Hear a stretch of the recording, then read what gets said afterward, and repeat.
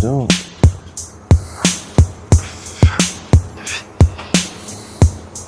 So have you ever done anything on camera before? Not really, no. Not really. I mean, just like school stuff. Yep. In high school. One thing I noticed is some people take to it really naturally, and other people have to like ease into it. Because you're just it's like some people are like really conscious that like, oh, I'm being recorded right now, which is like totally understandable. Just dying? Oh, it just wasn't. My confidence is there. Just my social skills lacks a little bit. Dude, wait, say that one more time. What now? Like my confidence is there. It's just my social skills aren't. Oh, yeah, man. I've never noticed like any issues with your social skills before. I think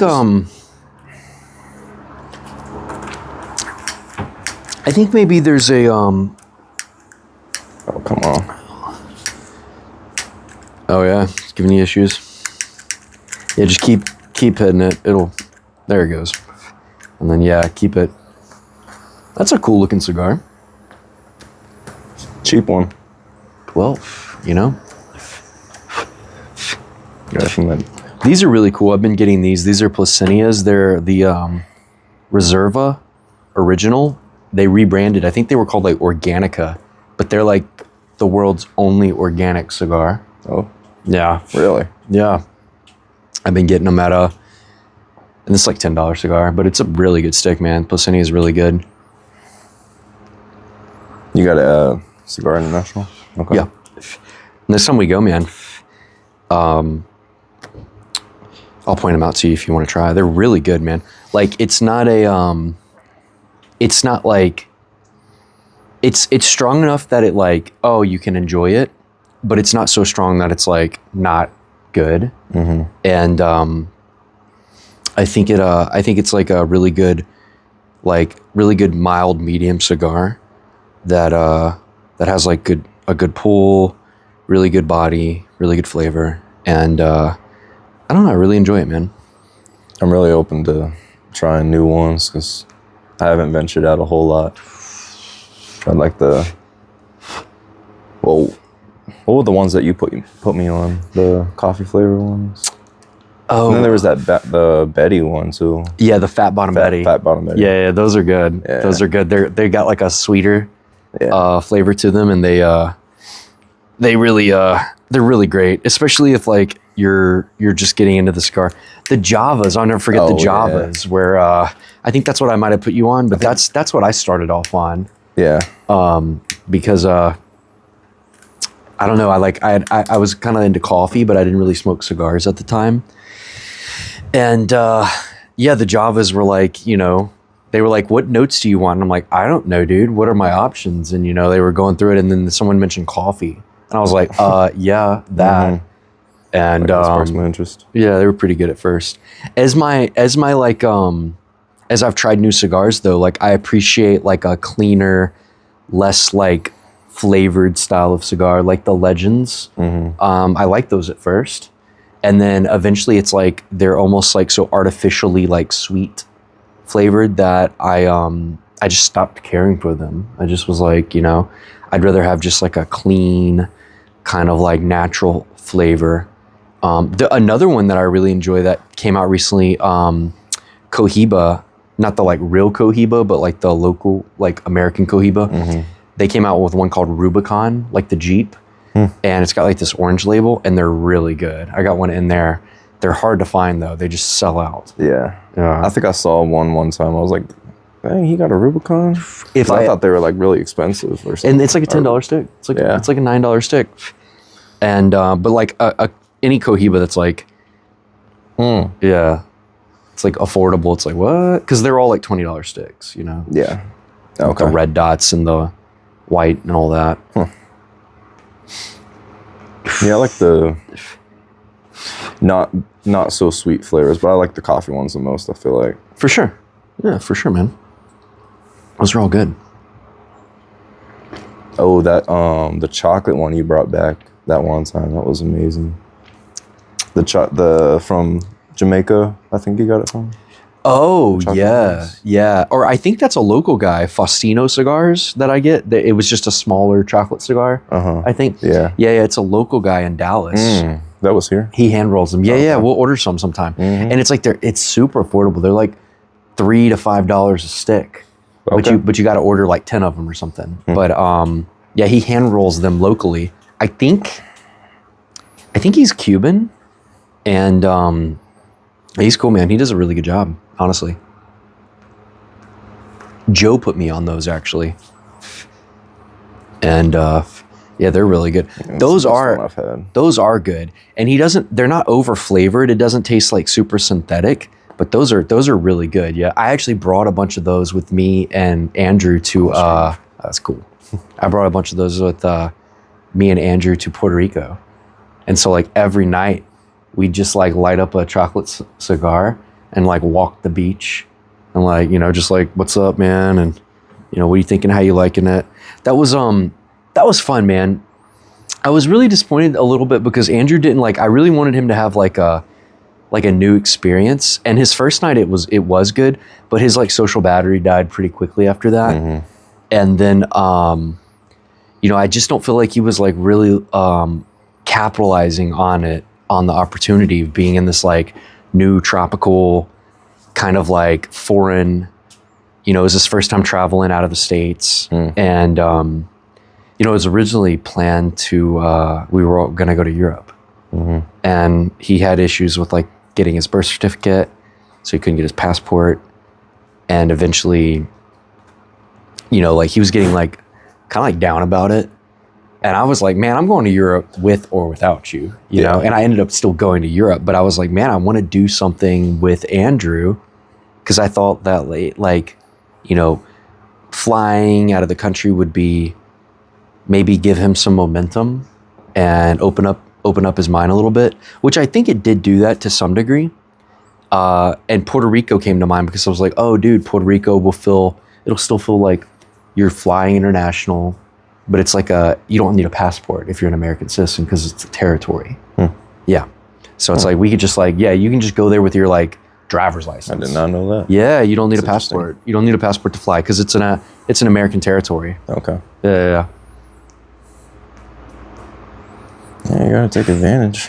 Yeah, and that's like the running joke with Puerto Rico, because a lot of money ends up going to Puerto Rico because you can maintain your citizenship, but you don't have to pay federal income taxes because they're not a state, they're a territory. So, but you can't vote in elections here in the States. So you can't vote in like the presidential election or anything. So you give up your vote per se, but then you only pay taxes in Puerto Rico if you live there 6 months out of the year. So a lot of like really wealthy people, what they'll do is they'll go buy a house in Puerto Rico and they'll live there 6 months out of the year.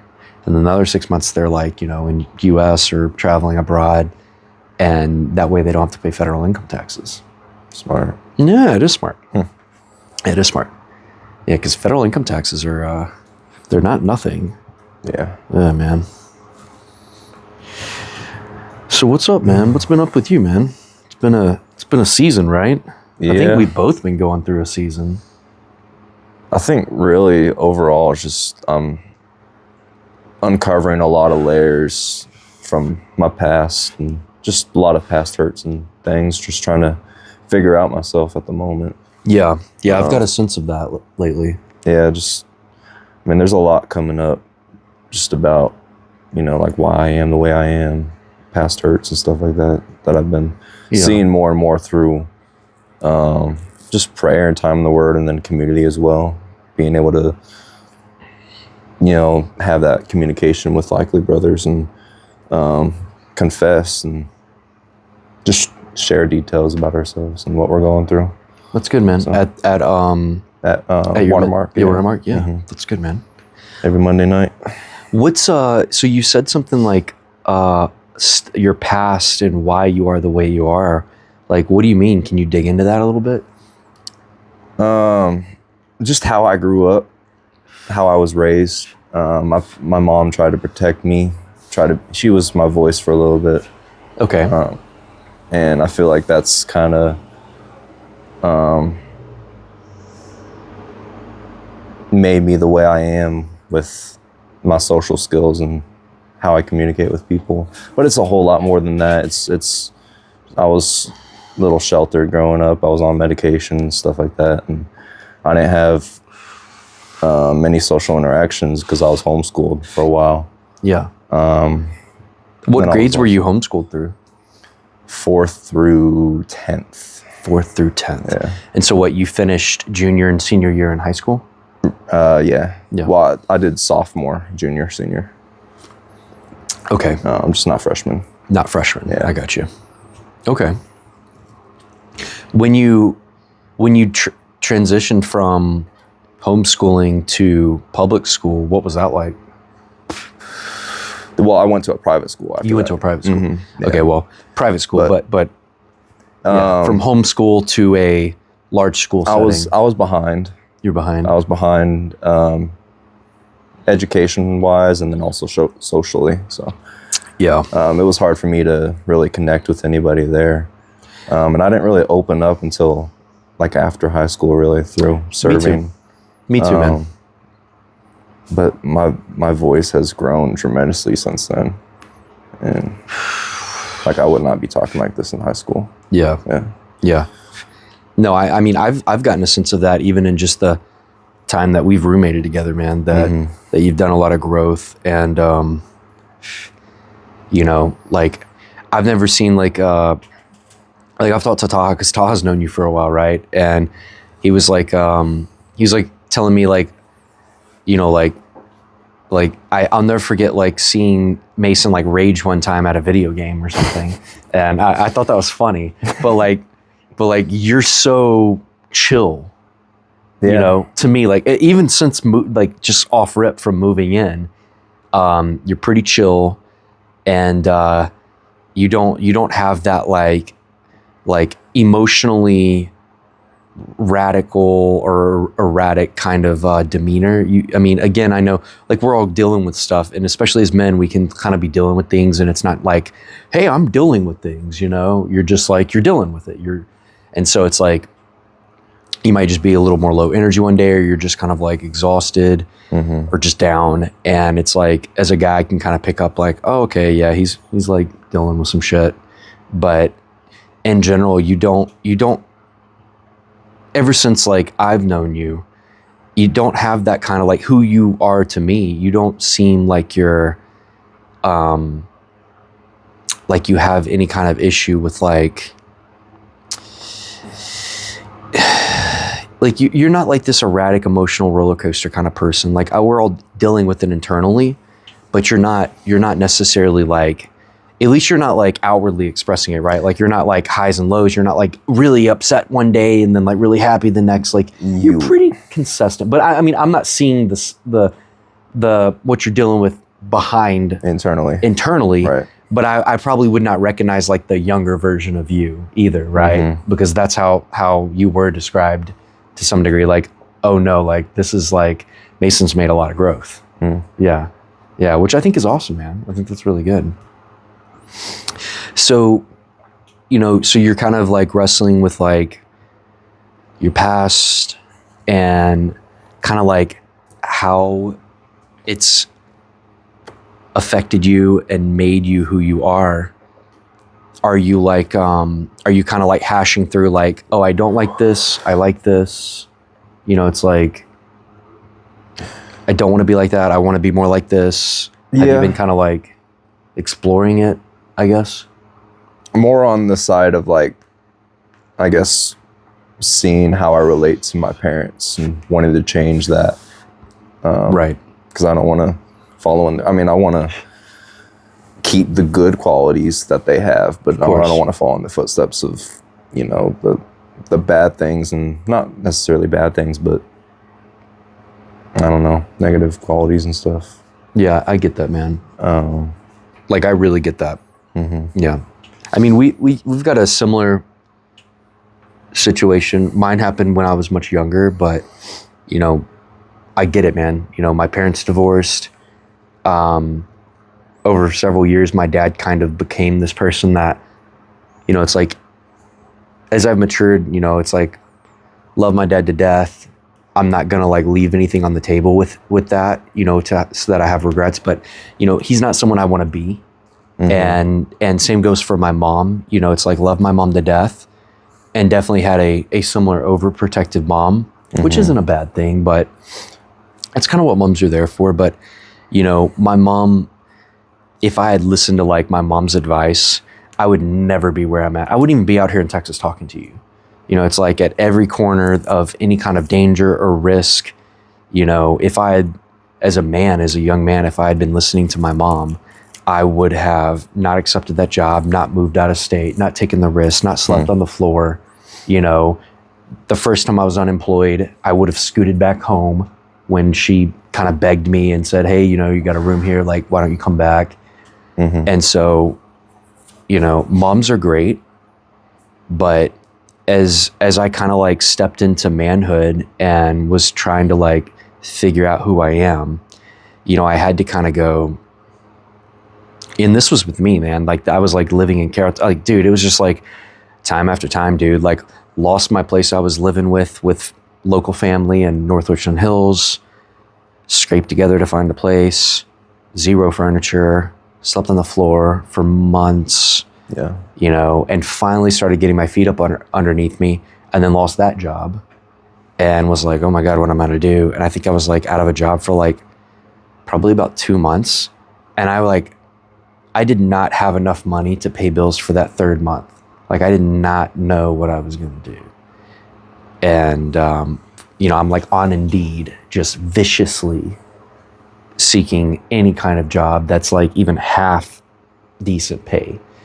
And landed in that telecommunications gig that I did. And so, but the whole time my mom is like, oh my God, like I would come home and visit. She'd like send me like, hey, I'm gonna fill your tank up. Like come home. You have enough gas just to get home. Come see me.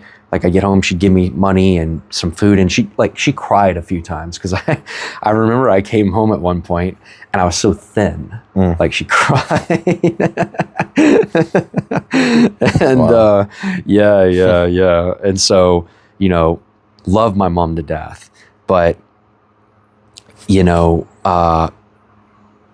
they're a safety net, but you can't expand. You can't like, you know, get out there and face the world and go to battle if, you know, you're just like stuck on your mom's hip all the time. So that was something that was really a really interesting experience for me.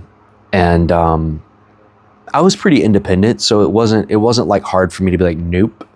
But it was tempting at times where it was like, oh, I'm hungry.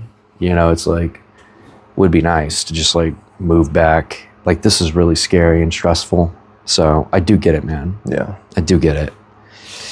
I can't relate to like the whole struggling like financially side of it really, but like emotionally, I've always been a super emotional guy, and just growing up, I feel like I've had a lot of hurts. I don't know. I'm very observant, but sometimes I can think people are seeing me a different way than how they truly are. Yeah. So growing up, I've always felt kind of like an outcast, like I'm unseen, like not heard. And there's a lot of reasons for that. There's been a lot of times where people just don't listen, or they don't seem interested in what I'm talking about, or they just turn away or start talking to someone else or something like that. But yeah, growing up, I was a little. This was way back when I was in like elementary and stuff. I was bullied a little bit. I get that. I was a little past hurt from that. Yeah. Just I've always felt like I was treated differently. So, you know, I definitely get that. I was man, there were times where I was viciously bullied. Like junior high I was talking with my mom about this, and she was like, you know, I was kind of like re-walking back through the past with her, and we're talking about elementary school and junior high and high school and all that. And when we got to junior high, you know, I was like, hey, what was that like for you while I was going through junior high? And she was like, I remember it was really hard on you. Like junior high was rough, man. I mean, I was viciously bullied and it was rough, man, you know, and It's funny too, because like part of me now is almost pro bullying to some degree, because like it helped me Like, bring become bullying back. yeah. Well, it's like, not viciously so. Yeah. Like what I dealt with was pretty bad, but I do think it is healthy to some degree, because like, let's say like you're socially awkward, right? Like your peers are checking you. They're going like, "Hey man, you're being weird." Like, and it's like this is odd behavior that like we're not used to seeing, and so your peers are kind of letting you know like stop, because there was definitely some people who kind of picked on you, but it was like an opportunity to like, hey man, here's an opportunity to like not be weird, to be cool, like, and to figure out like how to fit in, and so there was some of that too mixed in there. So I don't think bullying is like all bad in itself. And as someone who had like really, like I had uncles and stepdad and a lot of these like father figures that were like really hard on me. And it was really, I look back on it and I like some of the hardest stuff I look back on with the most fondness. Like one of my uncles, Uncle Monty, was brutally hard on me. And I mean, like when I was young, I mean, I would cry. I would try to avoid this guy. Like I just did not want to, like anytime I got stuck like working in the yard or doing manual labor or fixing stuff with him, it was painstaking, man. I'd be stuck out in the shed with him working on whatever. And I look back on it and I smile, because it was like, I was miserable. I was fucking miserable. Like I just wanted to get out of there. And I look back on it and I'm so grateful, man, because it made me a much more determined, competent, fierce individual who can accomplish things and get shit done. And I pride myself in, it's almost like I'm able to pay like homage to my uncle because he instilled these things in me. So sometimes the tough stuff, man, is once you grow up a little bit more, you look back on those things and you appreciate them. Absolutely. But the emotional stuff is tough, man, especially as dudes. Like I don't necessarily think like we're super wired to like wrestle with our emotions and like figure out, sometimes it's just like, sometimes it's like, I don't want to just sit in my feelings. It's like, okay, I feel that way about, like, it's like, I don't want to be a boomer. I don't want to be like our parents and like not ever contend with our emotions. So it's like, I think it is healthy to like, hey, let's recognize how I'm feeling about this thing, but also like get over it and let's get after this shit. Like, let's get on it, So it's like, you want to integrate the good and the bad, right? Like you don't want to go full like millennial Gen Z and just like be all emotions all the time, and just like a slave to your emotions, right? Especially as dudes, like we've got a job, we've got a mission, like we got to get shit done. Right. God's got a purpose for us. Like, you know what I'm saying? We got to be warriors, but you definitely don't want to just like, completely like box up all of those things and just like push them away to the side and then deal with them when you're like 50, you know what I'm saying? And have like some crazy midlife crisis and just like implode, which you see a lot of the older generation do, right? They do not deal with these things. And then eventually it's like, all right, motherfucker, like here it is. There's no more room left in the box, and the box explodes and, all the emotions come out. Like, oh my God. Yeah, that's funny, dude. So, I know you've been going through a lot with your, and you don't have to talk about it if you don't want to, man, but at any point, just stop me. But I know you've been dealing with a lot with your parents, and has that been part of some of the stuff you've been kind of wrestling with? And like, have you made any kind of like progress or realizations with that, or just anything at all, I guess? Like, in the beginning, it was a lot tougher than it is now. I feel like now I kind of just you know, I'm obviously hurt by it. I want my family to be the way it used to be, but I don't let that like affect me, like my day to day. I don't hold on to those emotions. But there is, I mean, under some layers, it's there. There's that hurt. Right. It's really just, I just want healing for all of my family, for my dad, my mom, me, for everybody. So, you know, I'm trying to put that progress in for myself, but I also want to see that in their lives as well. So I'm trying to give them advice, trying to help them out, provide them with scripture and pray for them. Yeah. But that's good, man. Yeah, I wouldn't say I hold on to those emotions daily. Yeah. With what happened. That's good, man. I feel like I'm over it, but there is some hurt.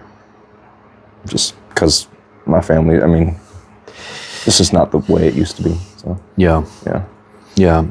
You know, and it's not your job to like fix all these things, right? You know, it's like we're not parents for our parents, right? And so, you know, I got stuck in a lot of similar situations where my family would have like a lot of really serious issues, and I got stuck as like a mediator at times. I got stuck as like almost counsel to my parents, and you know, that was one of the things that moving a state away, moving here to Texas really did for me, among many other things, was it gave me space, because, you know, these things, and parents don't mean to do this, right? They're not meaning to do this, but you know, regardless, when you're just like word vomiting problems on anyone, regardless of who they are, you know, it's like those burdens can take hold, right? And I actually struggled with this a lot with a good buddy of mine, Joe, the attorney, when I was working through him, and he was going through like a really nasty divorce and all these other things, right? And he would just vent day in and day out. He would vent. And, you know, like, or his ex would show up, and, you know, it was like, it would reignite all these things, and I would hear about it over and over and over. And I ended up doing a lot of research. And one thing I realized is, you know, our minds do not know the difference sometimes of other people's problems and our own. And so it's like, you can compartmentalize up to a degree, but eventually is like, when you're hearing all of this all the time, it's like your emotions are eventually like intertwined, and it's like you're in fight or flight. You're not realizing it, but it's like when all you're hearing is like, there's a problem, eventually your brain is like, oh my God, there's a problem. Like, we're in trouble, man. We're in trouble. And it's like, no, it's not your problem. And so sometimes the only thing that has worked for me in the past is to create that space. Yeah. To, you know, for my own self, because if I'm a mess, I can't help anyone. Right. And then, you know, especially when it comes to like something like this, where it's like parents, it's like, there's only so much like your only responsibility is to love and respect your parents. You know, that's it. That's all God wants from you, you know. And then they're adults, man. You know, they're their own independent persons, and they've got to, you know, wrestle with their problems. And it's like, otherwise it's like you may be dealing with an immovable object, right? Like, there might be problems here that like aren't necessary. Like, take it from me, man. Like, I've got family problems that are like unresolved, and they're never going to be resolved, like within my family, right? Like, they're just not going to go away. Like, some of my family has just reserved to just like not talk about these problems, right? And for a long time I got stuck dealing with like trying to help fix these problems and mediate these problems. And it's like, like 20 years later, almost still there. Like, thank God I'm not still dealing with this thing, you know? And so, you know, at some point you just got to step back for your own sake. For sure. And at least that's what I did. This is me just speaking to myself more than anything, right?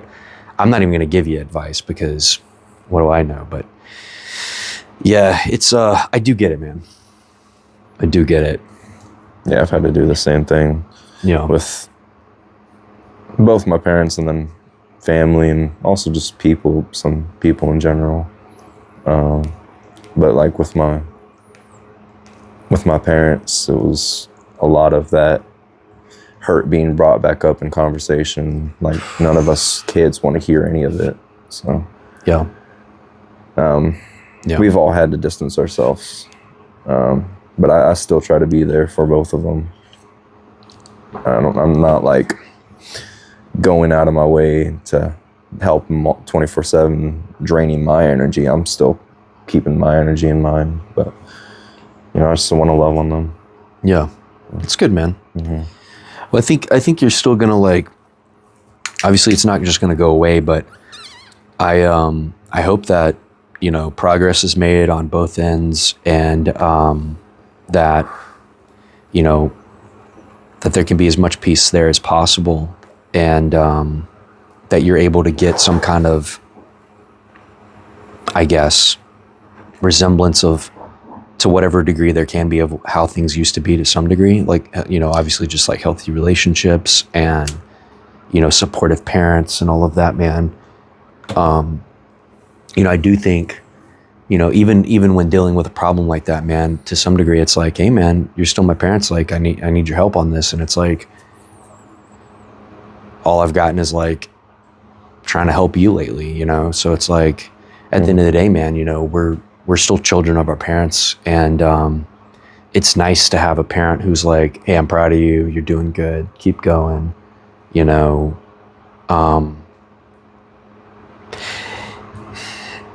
and it with my mom, I've always dealt with like my mom's always been very supportive, but I don't know if this is just a woman thing because it's my mom, but it's always a worst case scenario. Oh, I'm scared. Oh, like we were just having this conversation the other day when I was visiting, where she was kind of like, hey, it's like, I know you're very entrepreneurial, I know how you are, but it just made me, I know you've been going through a tough season.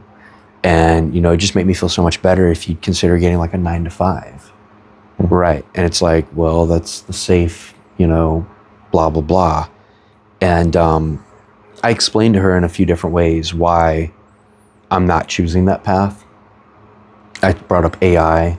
We had like a really fun, like I actually brought I told her, I said, listen, a lot of these 9-to-5s are not going to exist in 10 years. So It's like this secure job where I'm living paycheck to paycheck and I'm just getting by, but it's like, yeah, I have health care and it's like my bills are paid, but it's like I'm living paycheck to paycheck. It's might not be as secure as you think.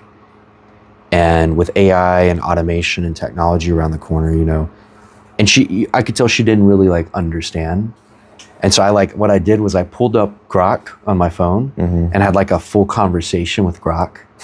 And me and Grok were like arguing about like different things and having a conversation and started debating conspiracy theories. And my mom was like, my mom's like in her late 60s, and she's, like AI is like a sci-fi thing, that she's, it's like she just hadn't seen any of this. And her jaw hit the floor. She was like, that's not a person. I was like, that is not a person, Mom. Yeah.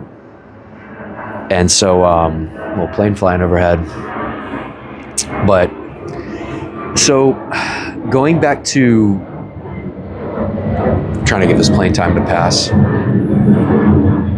So going back to some of these realizations you've kind of been coming to lately, what's something you've realized about yourself? Okay, actually, what's something good and something bad? We'll do both, right? Like, what's a really cool, good thing, positive thing you've realized about yourself? And what's something that like maybe you don't like? Or that you see as bad and you want to work on or get rid of?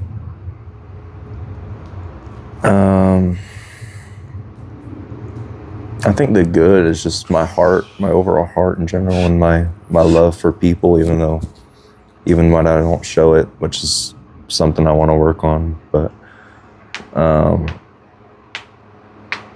think just my love for people, how much I want to help people, how much I don't want to hurt others. Yeah. I don't know, the negative So you view like I've got a good heart, I'm a loving person, I'm a pretty virtuous person, and I like that about myself. Yeah. Yeah. But it's also just with how quiet I've been, how I grew up, I didn't really express that with a whole lot of people, and I feel like others don't see that in me. They just see a quiet person. I'm always got like a RBF, but that's not. I'm always processing and. See, and I don't think that at all about you. For real? No, I've heard that from a lot of people. I see it myself every day. I mean, I've lived with you. We're almost 3 years now, man. So yeah, this is our third lease, right? Mm-hmm. Yeah. So no, I've never once been like, wow, Mason looks pissed today. Like, let me stay up. No, you're always like pretty chill, bro. Pretty happy. Like, I wouldn't say like you're like manically happy or anything like that, but like, it's like if we cross paths in the kitchen or something, like even when you're not in like a great mood, you're typically like cool, bro. You're typically chilling. Like, I don't see like the RBF or whatever that you're talking. No, I don't see that. Yeah, I don't think I've ever seen that, man. Wow. No, not at all, man. Not at all. I would be skeptical of who's telling you about this stuff. I don't see that at all about you. So that's not my. I mean, I've always thought that about myself. Like even before hearing it from other people. Well, I don't see that at all. I don't think that at all. Like if I was like describing you, that would have not come up at all in my mind, in my view of you. Okay, so let's go through the bad. What's a bad realization that you don't like or want to work on or get rid of or something?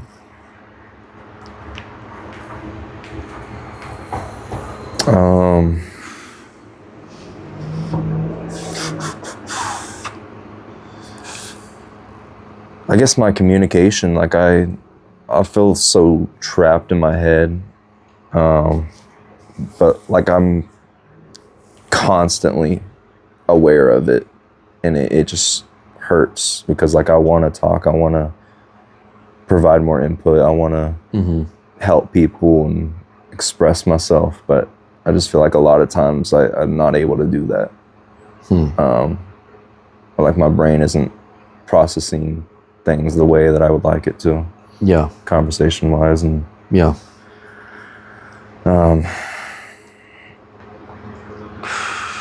I'd say that's the biggest thing that weighs on me is how I communicate.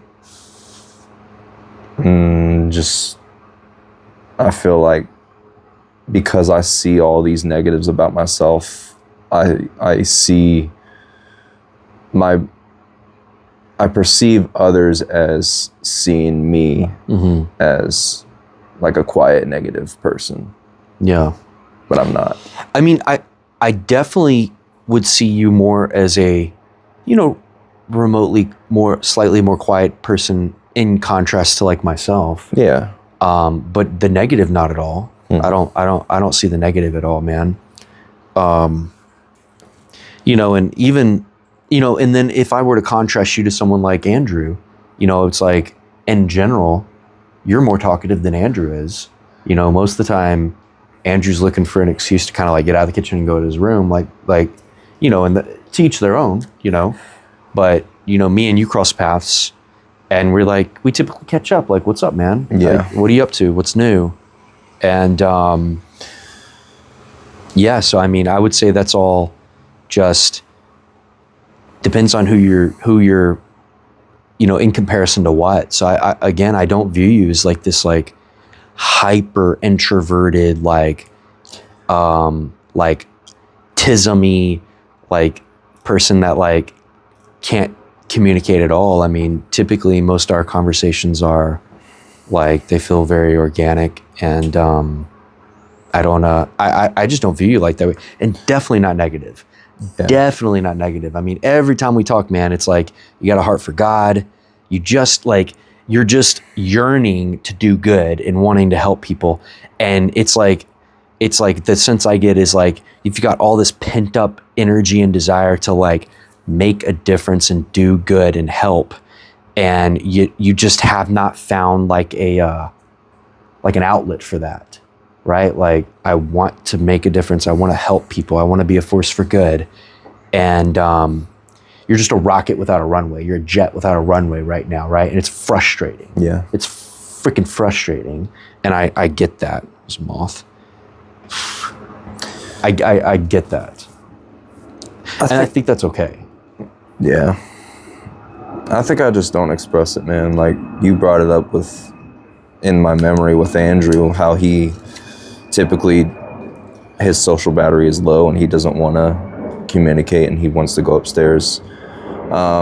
Personally, I do feel that way. Sure. I do. Sure. Like, my social battery is very, very small. Yeah. And I feel like I'm always running on rush time. Like, I'm always in a rush to, like, end a conversation, or yeah, and have time for myself, but I don't express it because I don't want to hurt that other person. I want to be there for them. I want to communicate with them. But personally, I feel like my energy's being expanded. Like, I'm using too much energy on other people and not on myself. I don't know.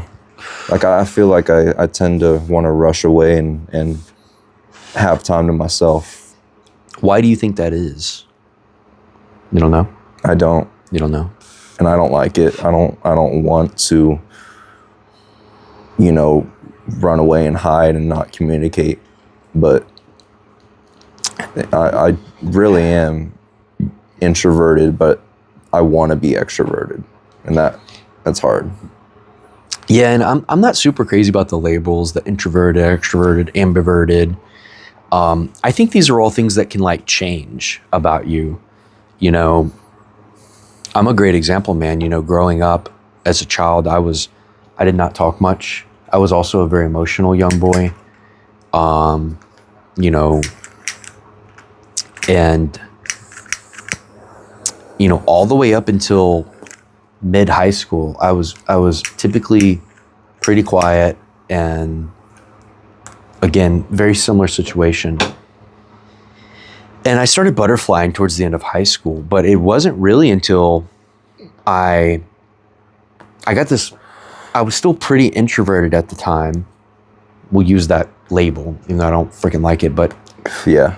And I got this opportunity to go work at, like, a car dealership, and it's like one of the most extroverted jobs you can do, where you're just like, you have to like confront people, like, and aggressively, like, hey, how are you? And, like, run people down and stuff. And so that really forced me to have to, like, flex that muscle.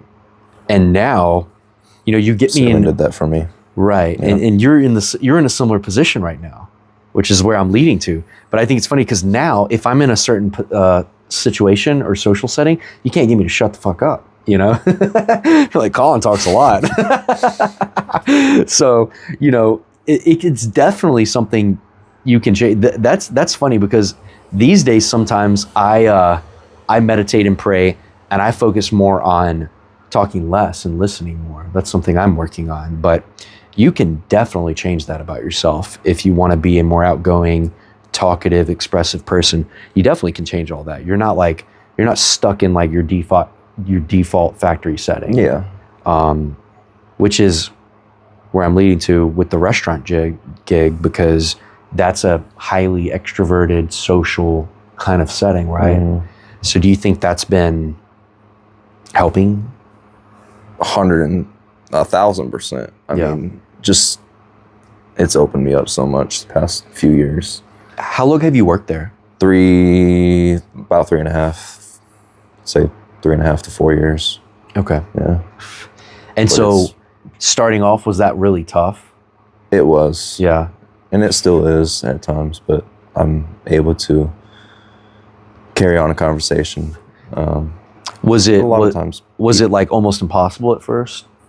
Yeah. It was mainly just like, I wouldn't even conversate with them. I would just ask them what they want to eat and stuff. Yeah, and you're like, okay, bye. Yeah. I'm still that way sometimes, but if people ask me questions, if people start conversations with me, I'll talk to them. Yeah. I don't have a problem with it unless I got other tables and stuff like that. I need to get to them, but Yeah. yeah, it's opened me up tremendously. It's crazy. Like, that's one of those things where your mood can be so impactful, right? Like, you've probably never been in this situation. Like, if you're at a desk job on a computer and you don't really have to like necessarily interact with people that much, your mood is less impactful. But when it's like directly associated with what you're doing and how you're interacting that day, it's so impactful, right? Like, bad mood means worst day, work was harder because I was like socially exhausted. I just didn't want to have to talk to anybody, and I have to. And then when I first waited tables, man, at Chili's, I'll never forget, I was such a slave to like my current, like my experience of that day. So if I was like getting tips that day, I would be happy. I'd be like in a better mood. And if I was having a day where I was getting stiffed or getting worse tips, I started noticing like, oh wow, I'm allowing this environment to control me. You know, it's like a worse day of tips means a worse attitude from Colin. And I remember like reflecting on that and being like, I don't really like that. I need to figure out how I can, you know, manage myself better. And yeah, so how did I do that? Yeah. Oh, that's the question, isn't it? You know, I think it's like a it's not like a one thing answer. It's like a doing right in all these other areas. You know, if my workout routine was good, my fitness was good, you know, I was calling like my friends and family, my relationships were good. If I was like doing a good job in all the things that I could, you know, that would not impact me as much. It didn't have as much energy, right?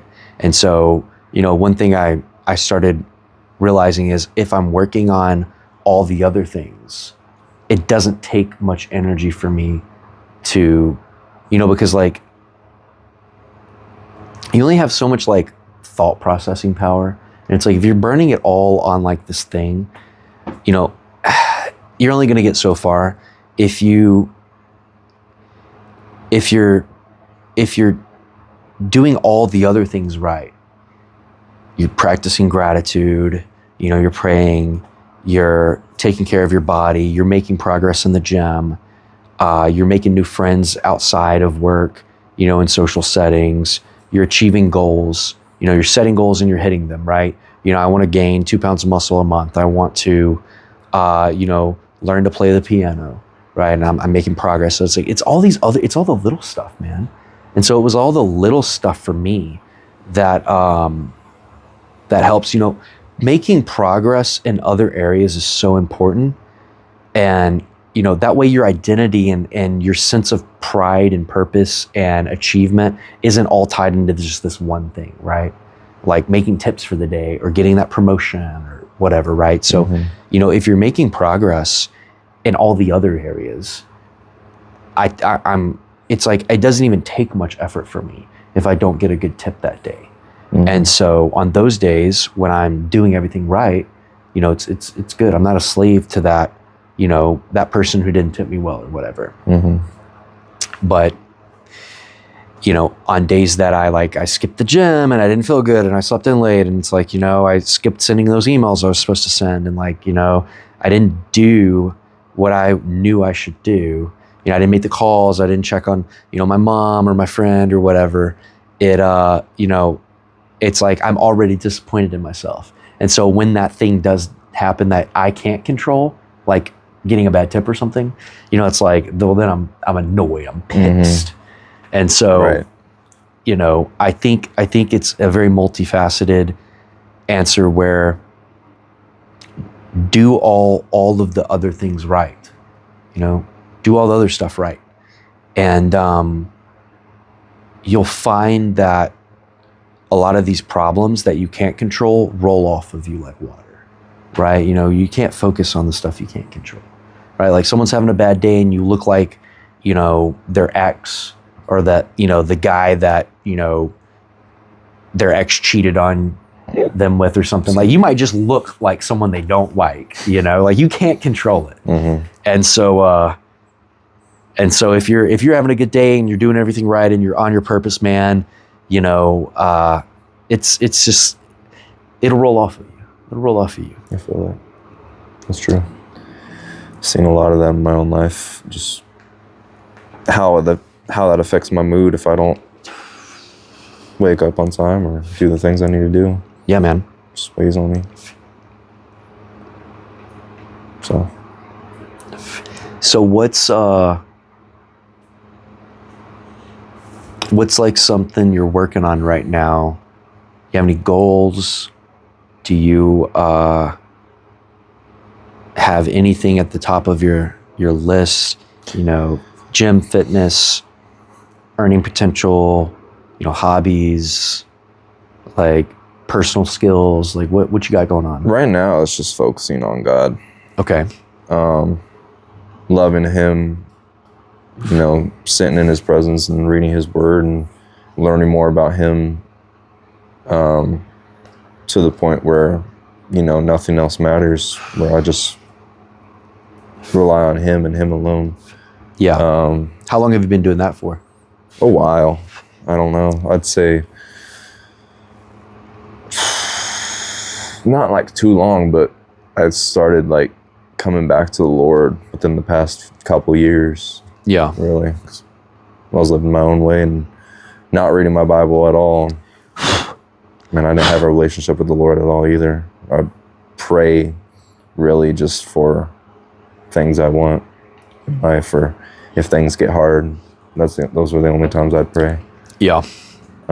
Which that's pretty common. A lot of people can relate to that. Yeah. And it's not a good thing though. But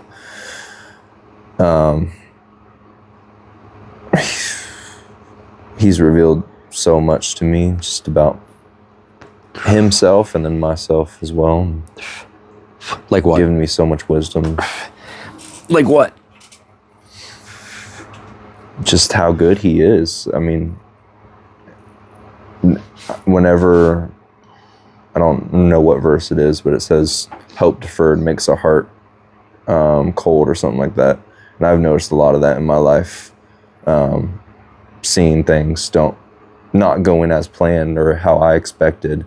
But He's been increasing my hope just by showing me how loving He is and revealing His character to me and putting people in my life to share their testimony with me. And I'm seeing hope through that because I see where they were at and where they are now. Yeah. Just a lot, man. Jesus, he went out into the wilderness for 40 days and 40 nights, fasted and sat in prayer, right? Yeah. And then He got up and He went and did stuff. And, when I listen to that, everything you're saying, the thing that comes to mind to me is like, you need to go have experiences, man. You need to go out into the world God has created. You need adventures.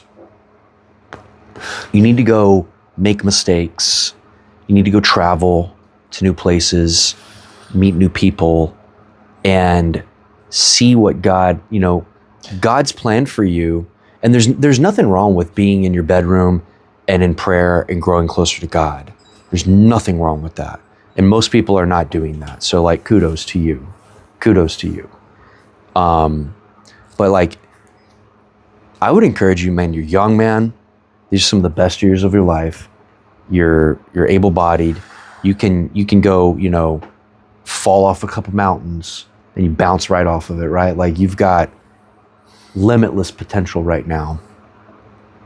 And just like I did when I moved to Dallas and then traveled in Europe and, all these new things, these new experiences, they challenged me and shaped me. And, in many ways helped me grow closer to God, helped me figure out more about myself. And that's what I really think is missing from what you have in your life right now, man, is,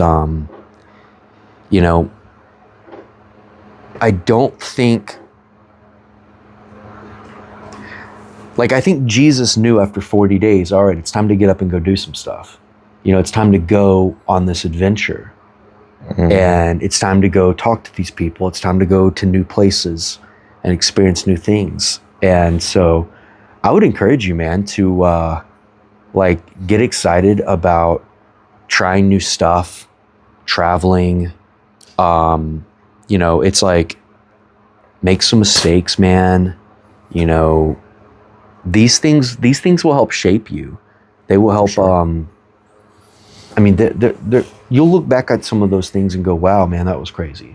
You know, I learned a lot. Like, that's crazy, man. Like me and Cameron, dude, like you get us alone with a cigar and, you know, we've forgotten over 80% of all the crazy shit we did. And eventually it's like one thought leads to, oh, do you remember that time we did that? Like, oh my God, dude, what were we thinking? That's crazy, man. And before you know, like, oh my God, I forgot about that too. Or that time oh my God, like that, whoa, bro, that, like, dude, like I was talking to Mom about this, like, dude, I'm pretty sure we were at this bonfire party, bro. And Cameron was like macking on this girl. It was her house. And I'm pretty sure like this girl's dad ended up chasing us out of this place, bro. Like it was nuts, bro. Like, and that's like, was it right? Was Cameron having premarital sex? Yes.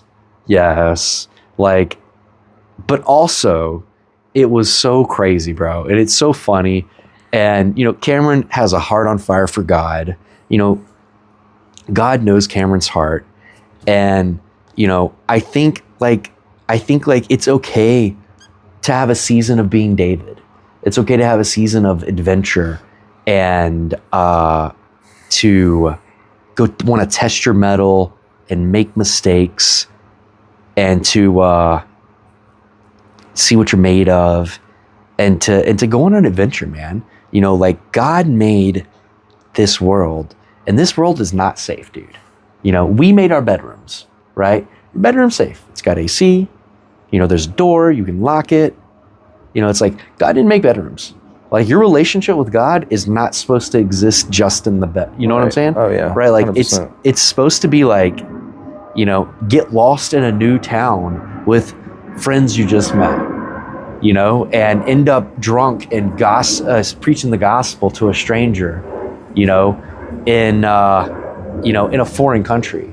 Like these things, I get excited thinking about this kind of stuff, man. This stuff speaks to my soul. And I think like if you were to branch out and, you know, have a season of exploration, man, I think you'd find God would put you in so many interesting positions and you wouldn't have time to like wonder what's my purpose and worry and feel anxious or feel low. You know, it's like you wouldn't have time for any of those things. Like you'd be like, oh my God, this is crazy, man. Like making new friends and, you know, it's like whatever, right? And so I encourage you like to, whatever it is, man, whatever is on your heart, man. And, you know, it doesn't even have to be like, let me go sit in my room and pray for 18 days and see what God tells me to do. Well, God told me to go to my small group. It's like, yeah, keep going to your small group. But like, you know, where do you want to go? Like maybe that desire you have to go to Italy is God. You know, it's like, oh no, that's just like my sinful desire. I want to go to Italy and the women are attractive or whatever. It's like, or maybe God wants you in Italy for something, man. Right. Maybe he wants you to go spend a week in Italy. I don't know, dude. See, that's one of my biggest dreams for the future is to travel the world, help people and give back, and not only financially and physically, but also spiritually. I know God's called me to spread his word. He's called all of us, but like I have that vision, but knowing where I want to go, I don't have that thought. So I don't feel like God's calling me to a specific place right now because I don't have that in my mind. Throw a dart on a map, bro. You know, or throw a dart on them. Yeah, throw a dart on a map, man. See where it lands. Seriously.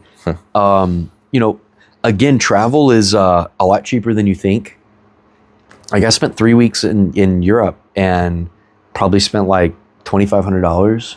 Like stayed in hostels for $50 a night, you know, and you're young, man.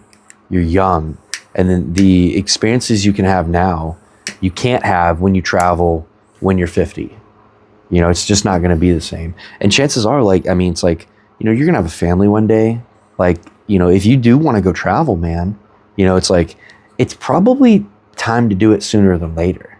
You know, and it's like, you will come back a changed person, man. You know what I'm saying? Like, you'll come back with new skills and a new sense of confidence. It's like, oh, dude, I just flew by myself to a new country where I don't speak the native language. And it's like, I'm fine. I figured it out. God had my back and I figured out the rest. And it's like, wow, I can do this, man. And then it's like applying for some job you feel underqualified for. way easier. You're like, oh, hey, listen, I might not like have the paper references, but like, I've got this, dude. Like, trust me, and I'll figure it out. Like, I just figured out another country. Like, I can figure this out. Like, I'll handle it. I'm your guy. Like, I can do this. You know, so there's so much growth that happens. Like, look at our situation. Like, just moving in, you know, with me and Andrew. Like, you've gone through so much growth, right? That's just moving out of your parents' house, living with 2 new people, being a little more independent. Like, look how much that's done for you. Imagine what, man, it's a loud plane. We don't have to like beat that horse to death, but I would Be what? beat that horse to death. Oh yeah. You ever heard that expression? Yeah. Yeah. Yeah. Couldn't hear you over the plane. Beat a dead horse. Interesting. Okay. So,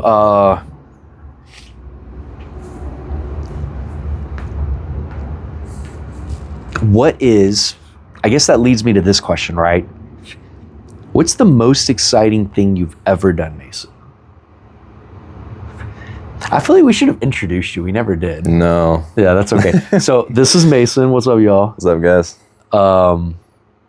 Yeah, so what is the most exciting thing you've ever done? Yes.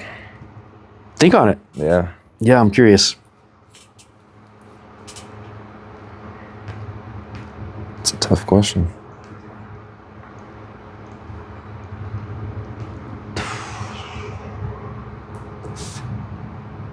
I honestly don't know. Bro, we gotta fix that. Yeah. We gotta fix that, man.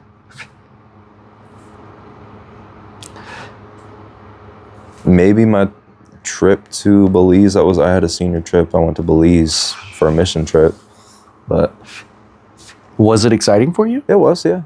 I don't know if it's the most exciting thing I've ever done in my life because Okay. I can't. What could top that? Like, what do you got that can top it? Anything else? Hawaii, maybe. Was that a vacation? That was for my sister's Make-A-Wish. Okay. She chose to go to Hawaii. Got to see their culture over there, which was really nice. How long were you all there for? Oh, it was either a week or 2 weeks. I think it was a week. No, it was 2 weeks there. It was a week in Belize. Yeah, Okay.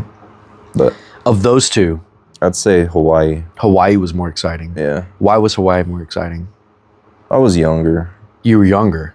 Well, this is proving my point real quick. Yeah, Yeah. Don't wait. yeah. Run, do not walk, bro. Yeah. Like, now is the time, man. Huh. Yeah. Like, now is the time. Like, God may have designed you to help someone that's 3,000 miles away from here right now, bro. You know what I'm saying? Like, throw a dart at a board, bro. Like, whatever you got to do, man. Okay, so, because you were younger, that's funny. I feel like I don't know, it was just more fun. When I was on my senior trip, we were like helping out a small school of like kids that didn't have homes, so they were staying at the school and learning about God and stuff like that. And we were sharing the gospel with them, and then we also built them like a baseball triangle. But we stayed there.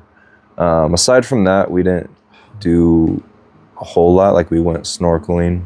That's cool. Snorkeling That sounds was fun. really fun. Yeah. Got to see some like big sea turtles and wildlife like that, which is really cool. But Trying not to burn my dick off over here. Yeah, we went snorkeling, and then we went and saw the Mayan ruins, which was really cool as well. That's cool. That's cool. I'm super interested. I'm super into like megalithic architecture and Cyclopean architecture. That's definitely on my list, man.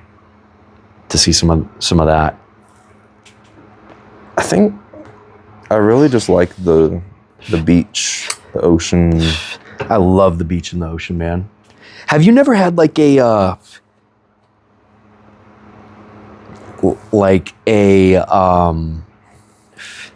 you've never had an experience where you just like you go out with a bunch of friends and you have no idea what's going to happen that night, and then it was like, whoa, that was crazy.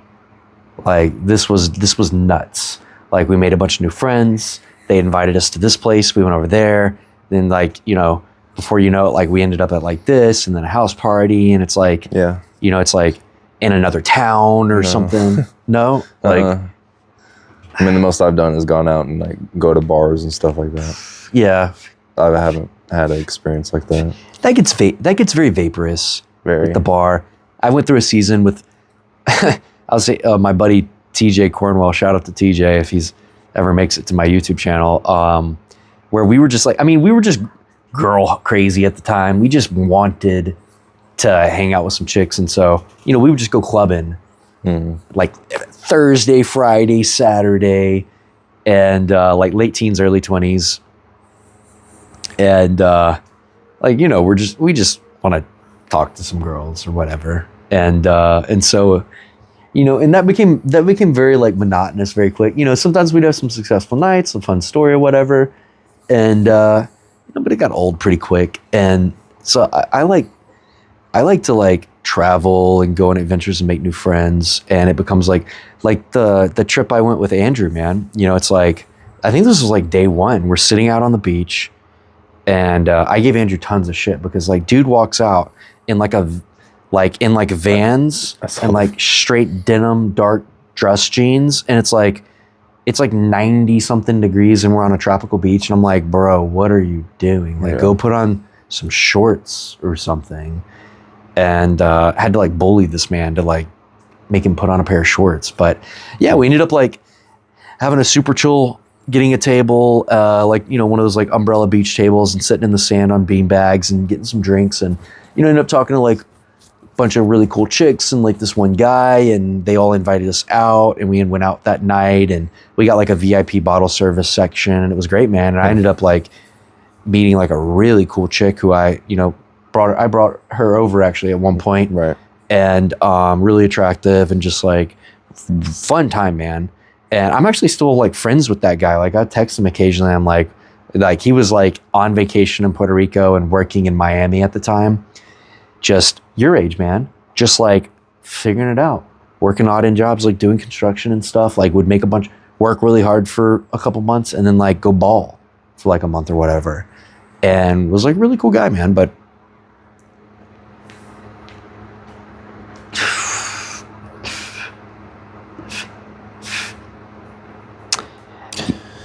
I think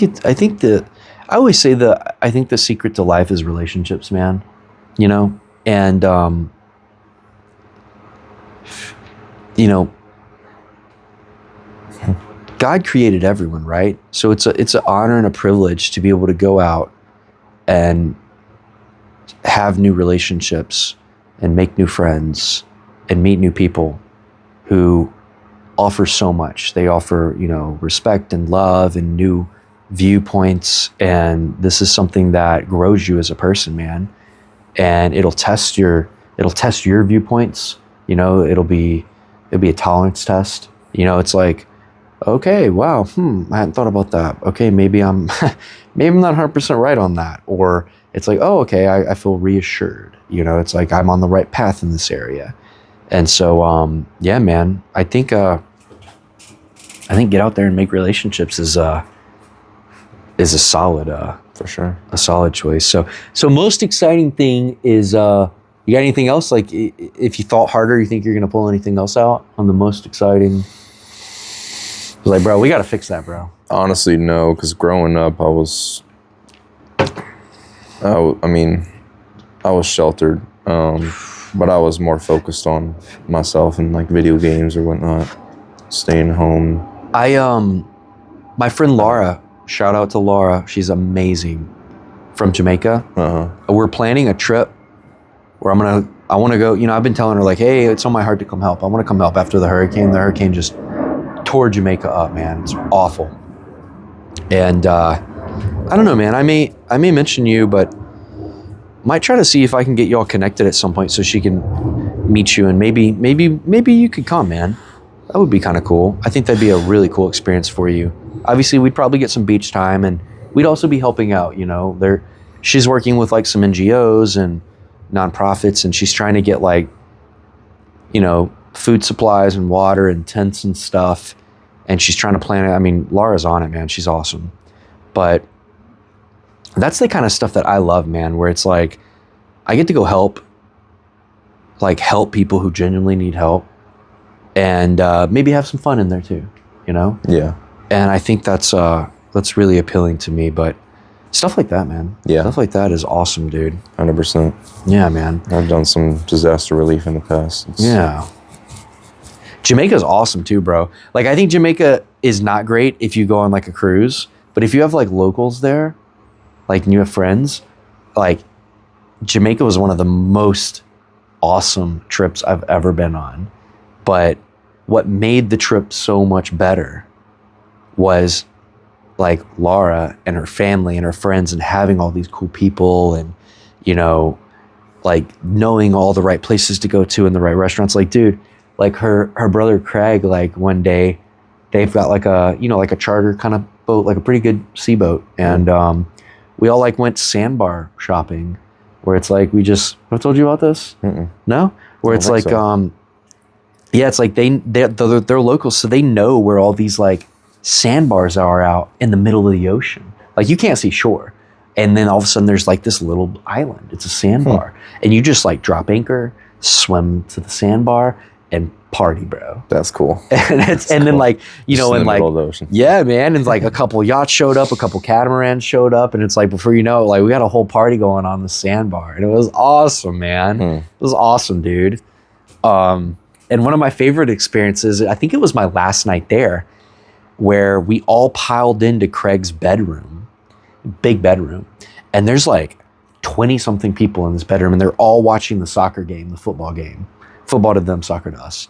And it was awesome, man. And the amount of community was just like so intense. Like, this big family and friends all piled in, getting hyped over this game, man. Like, it was awesome, dude. Because out here in America, we don't get a lot of that. We don't, like, at most it's like, oh, it's someone's birthday, let's all go to a restaurant and sit around a table and, you know what I'm saying? Like, no, man. Like, we're all piled on, you know, 2 people to a chair and 8 people on a sofa, and everyone's laying on the bed, and, you know, it's like they're yelling at the kids to close the door because the bedrooms only have AC. They don't have AC throughout the rest of the house. So it's like, shut the door. And I don't know, man. It was awesome, dude. It was awesome. And that's saying a lot, because, like, you know, I'd like kind of backpacked through Europe for 3 weeks, which was awesome. You know, checked out a good chunk of Eastern Europe with my cousin Greg, who's stationed there during a NATO project. Jumped off a waterfall in Mexico for Joseph's wedding. I've got some pretty good stories, and they were all really impactful. But man, Jamaica is one of the best, and it was because of the people. You know, it's not. It is a tropical island, which is nice. You know, it's a nice plus. But, you know, there's a lot of tropical islands. I've been to Bahamas. You know, it's like, you know, a nice beach is a nice beach, and I can appreciate a nice beach. But you know what makes a nice beach go from this was nice to like this was one of the best experiences I've ever had in my life is the people. People, yeah, it's the people. I always wanted to go to the Bahamas, just because the water's so clear. I'll tell you a Bahamas story. This just popped in my mind. This is a Cameron and Colin story. So I was like 17 at the time, and I think Cameron had just turned 18. And my sister flaked on this, you know, it's one of the first big vacations we ever really went on. And my mom and stepdad had like saved for this. Shout out to my parents, man. I mean, busted their asses. And they, so my sister flaked, and they were like, you know, ask Cameron if he wants to come. And Cameron's like, hell yeah. And so me and Cameron go on this cruise ship to the Bahamas with my parents, man. And it's like, bro, we made port in like Port Aransas in Florida. That was our first stop before heading to the Bahamas. And Cameron ended up convincing some guy that he was 21 and sold him a big bottle of vodka that we smuggled onto the boat on the cruise ship, which is like, you cannot do. That is a big no-no. And then like the funniest was like, dude, that's funny too, because like what we did is we took like a big 2-liter bottle of like, Ozarka, like a bottle of water, and we poured it out and filled it up with vodka. And then like we snuck it. I put it in my mom's purse, like her beach bag, and like used my mom as like a mule to like carry on as a Trojan horse. Oh yeah, dude. And I was sweating, bro, because as we were reboarding, like the people in front of us, they had like a big pack. Like they did a better job than us. They did an even better job. They had this full, like, you know, like the packs of small water bottles that you buy at like Walmart that's wrapped in plastic. It looked brand new. They had somehow taken a few bottles out and filled them with vodka. And the guy shook the whole pack of water, and a few of them like foamed or fizzed or something. He could tell. And he ended up like, they ended up getting caught. And so like we're sweating because there's like a bottle. There's like a bottle of vodka. Like in a water bottle in my mom's purse. I'm like, and I'm like, oh my God, dude. And so, you know, thankfully we got on no problem. And because my parents were like, they were cool enough to like get us one alcoholic drink a day, but that's it. And so like we were buying like virgin cocktails and like dosing them with like vodka. And so we got to Bahamas. We go to this beach. And first thing we did is we heard about a nude beach. And so we got my parents to rent us some jet skis. And me and Cameron each got our own jet ski and just went like off. And we're like searching for this nude beach, bro. We're like, yeah, we want to see some chicks. And the guy had to run us down. The jet ski rental Bahama guy had to come chase our asses down. We did not come back. You took the jet skis? Well, we had them for 30 minutes, but like we didn't bring them back in 30 minutes. We were gone, dog. He had to come chase our asses down. And then there's like this kid, you know, on the beach. He's like, long tree, man, long tree. And we're like, what the hell's long tree? And back then, like I smoked weed, Cameron smoked weed, like, and we're like, long tree? What's long tree? He's like, long tree, man, you know, the green, the kush. That we're like, oh, this dude means weed. Like, okay. We're like, yeah, dude. And so we bought a bag of weed from this guy.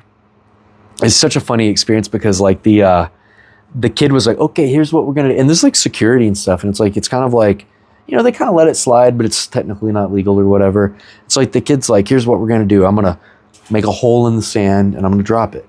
I'm gonna walk off and you're gonna walk up, you're gonna pick it up and you're gonna leave the money. And we're like, all right, cool. So we do it. Get the bag of weed, cool. And so we sneak this bag of weed. We get in this taxi going back to the cruise ship, and Cameron gets in the far back. It's like a 3-seater taxi or whatever. 3-row. Maybe, like a 3 or 4 row. Yeah. Cameron's all the way in the back, and I'm like one seat in front of him with like my mom or stepdad. I can't remember. But the whole taxi smells like fucking weed, bro. It smells like weed. I was like, there's no way. It smells like weed. Like, and this is like, you know, it's like the tropical beach kind of weed where it looks kind of like Reggie, but it smells like high grade. It's like OG weed, good weed. And so like I look back and Cameron's like, can you smell it? I'm like, yes.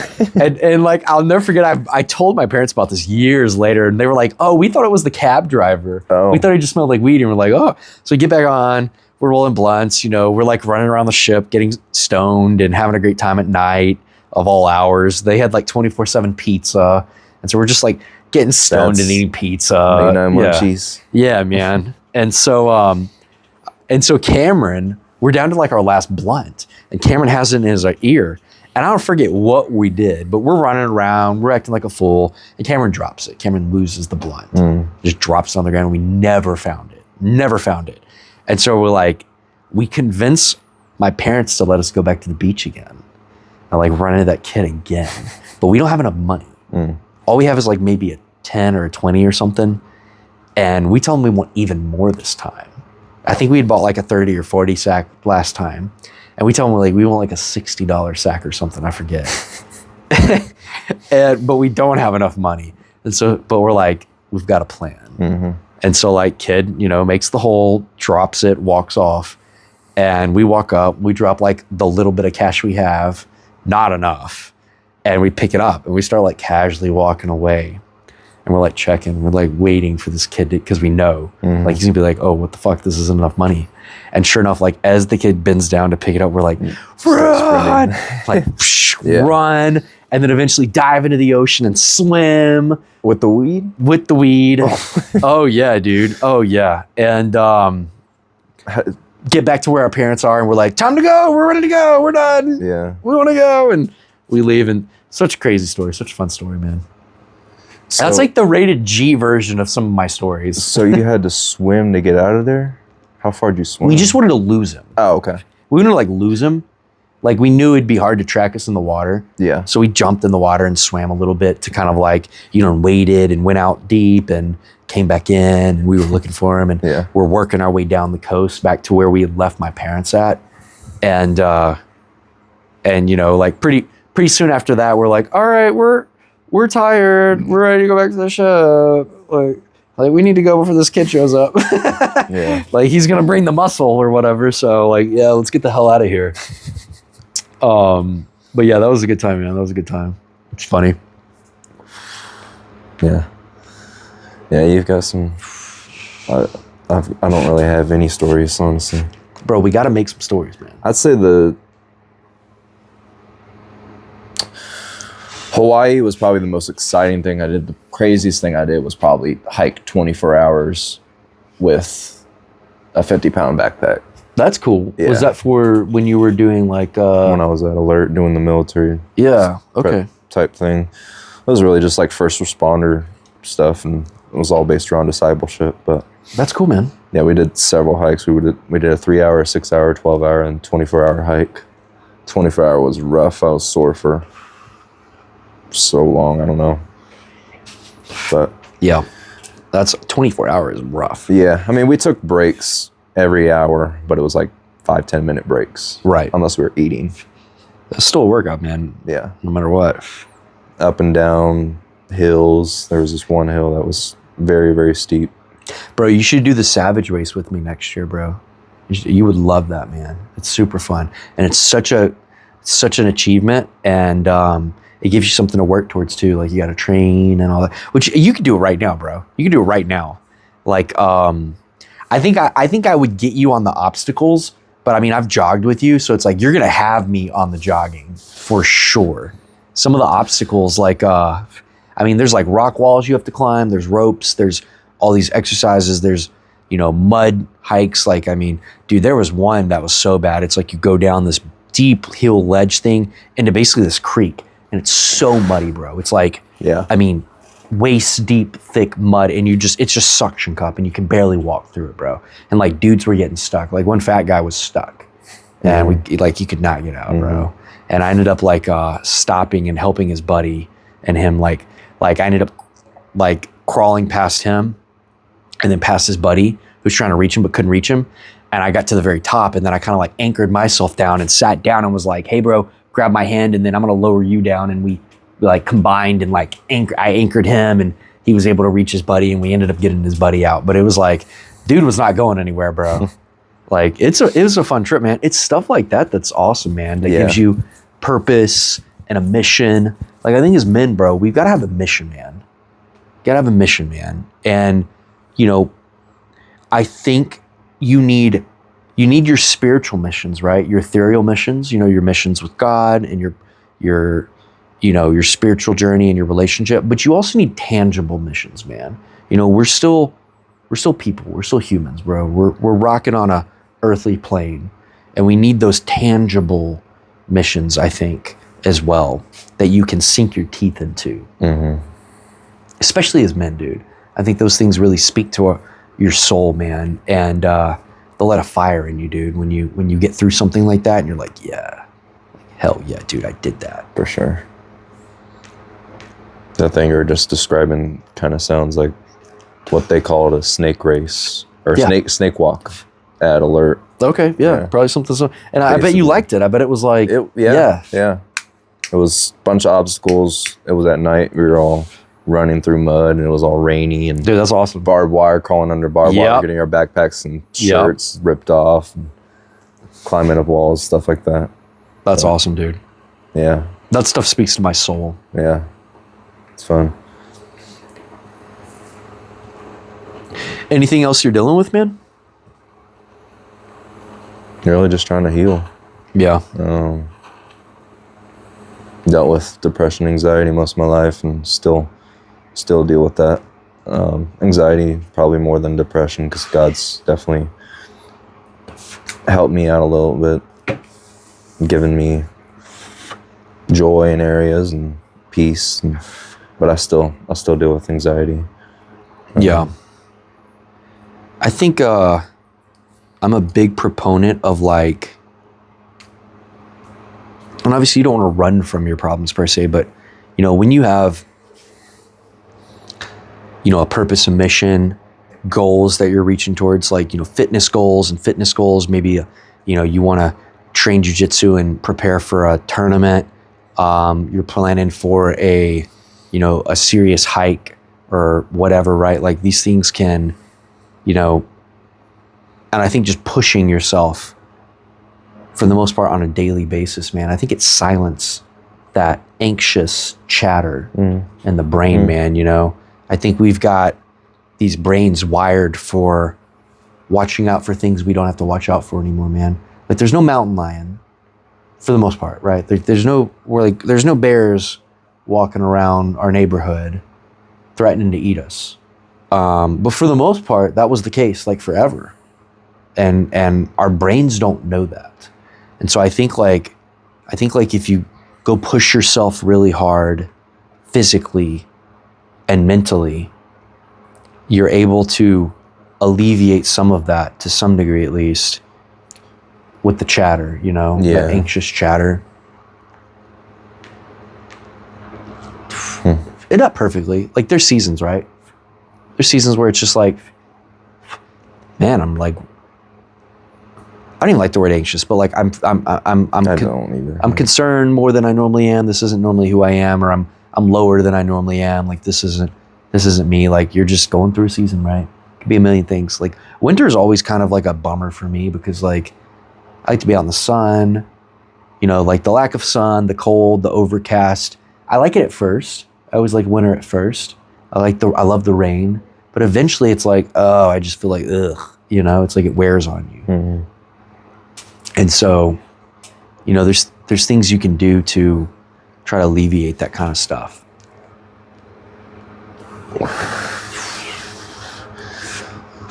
You'd be surprised how much sometimes it's such simple stuff like I supplement vitamin D. Yeah. I've got some too. Yeah. That can be really, and I supplement a lot. I do like 15, whatever it is, like nanograms or, you know, it's like I do 15 drops. And it's like the standard recommendation is like 5,000 and I do like 15,000. Because a lot of the science is like not right. Like they're lying to you. They want you kind of low. Sure. Right? Like the powers that be, they don't want strong, disagreeable, independent, like highly analytical, self-thinking individuals. Mm-hmm. You know, they want you just functional enough. Right? Like just functional enough that you're paying your taxes and, you know, you're not a burden to society and you're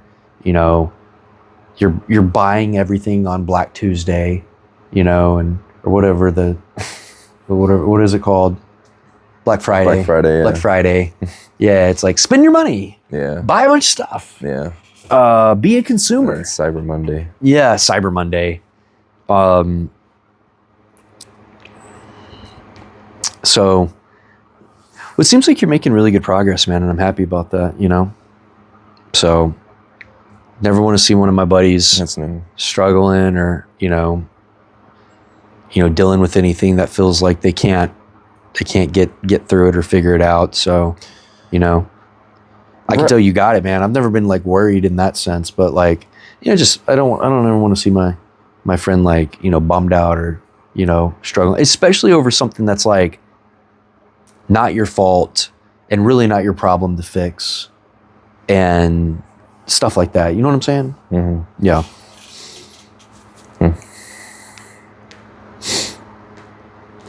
And I get how negative people can cause a lot more problems than they intend to, and how that can weigh on the person they're talking to. So I tend to hold back things because I don't want to dump on people. Yeah, you But don't want to be a feel burden. Like, yeah. I feel like I've got so much built up inside of me. Well, that is what friends are for, though, man. Like, I think that is what friends are for. For sure.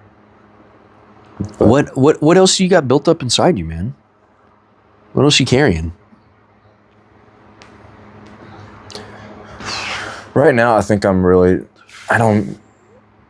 still trying to uncover a lot of things, but right now I'm just trying to find rest in God, because I'm at a point where I'm so drained physically, mentally, emotionally, Yeah. where, I mean, every day I feel like I'm just Trying to passing get by. through it. Yeah. Yeah. But I've been like there. sleep doesn't even help, but I'm just trying to find rest in God's word, because that's what true rest is. Yeah. But I'm just trying to figure out how to do that, I guess. You need something like a jog, like not a run jog, but like to jog you out of that season, of that state. You know, it's like I when I was running that law firm, man, I had this season. It was almost like I had my midlife crisis early. I don't know. And I'm not typically like a hyper anxious person. And like the stress of running this business had like compounded and compounded. Mm-hmm. And then like COVID was starting to wrap up, so things were slowing down. I was stressing over business and how are we going to make money? How are we going to keep the pipeline flowing? And I was worried about job security and this, that, and the other. We were downsizing. I was having to fire people. It was rough, man. And I was so anxious that I started having, like, I would walk into the law firm and I would just start having a panic attack, man. Mm-hmm. And it's like, there was one day where I was just like, I have to leave. And then like I had to take like a whole week off, man. And I cold turkey caffeine. I couldn't have any coffee.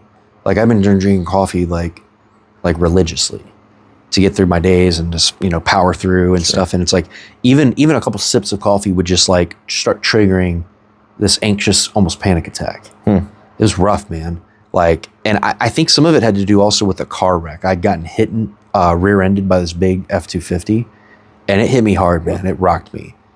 And, I didn't go to like a doctor. I went to a chiropractor for a little bit eventually, and that started helping. But I do think that was coinciding with that. I think it was like trauma, almost like you get hit that hard. And I mean, he hit me so hard, it totaled my car and pushed me into another car, and it totaled that car. So it was like a 3-car pileup, and I was basically sitting still when this F-250 hit me at like 50 miles per hour. I mean, it was rough, man. Wow. Shout out to Toyota, bro. That 4Runner saved me and Miles. Miles was in the back seat. Jeez. Yeah. I had a bike rack on the back too. That probably helped out a lot. Because the bike rack had been like out like this, and it bent this whole bike rack into the rear hatch. Yeah. It was bad, dude. Wow. So that probably helped cushion the blow too, man. But yeah, I mean, he hit me so hard from a stop, it propelled me. I was on the brake, and it propelled me into a Cadillac. Cadillac got totaled. My 4Runner got totaled, and the F-250. Now, another shout out to Toyota, bro. F-250 couldn't drive home. Radiator was blown. Cadillac could not drive home. My 4Runner drove home. Drove my 4Runner home. Insurance eventually totaled it. Like the whole frame was bent. Like I drove home in that thing, bro. Like all the cops were like, damn. I was like, all right, Toyota. Yeah. So, I had a Honda save my life too. So big Honda, big Toyota guy. But yeah, no, I was just going through the season where I was so anxious, bro. And I was so anxious like I had this trip planned to go to France for the first time. And I was like, dude, I don't know how I'm going to do this. I couldn't get on a plane right now. Like I'd freak out. I can barely drive alone in my car.